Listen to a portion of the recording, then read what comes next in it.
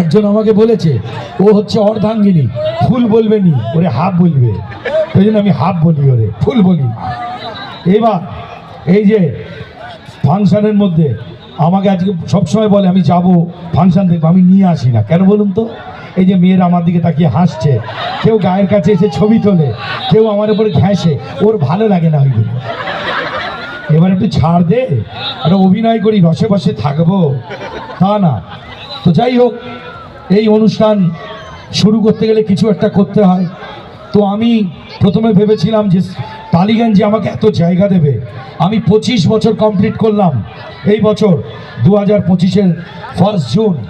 25 বছর এইরকম বড় ইন্ডাস্ট্রিতে, 200টার উপরে সিনেমা, এত সিরিয়াল, এত অ্যাডভার্টাইজমেন্ট, সব আপনাদের দৌলতে। তারপরেও আজকে অনেক মানুষকে আপনারা বলেছিলেন যে চলো না, বিশ্বনাথ আসছে, একবার দেখে আসি।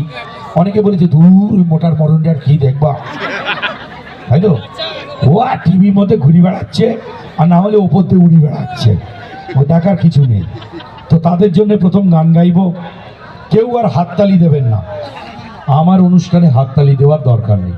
কারণ আপনি যে দাঁড়িয়ে দেখছেন, এ কি কম বড় কথা? এই ভিড়ের মধ্যে দাঁড়ানো, বসে থাকা কি কষ্ট। পাশের লোক যদি একটা আলুর চপ খেয়ে অন্য জায়গা দিয়ে জানিয়ে দেয়, আপনার জীবন শেষ।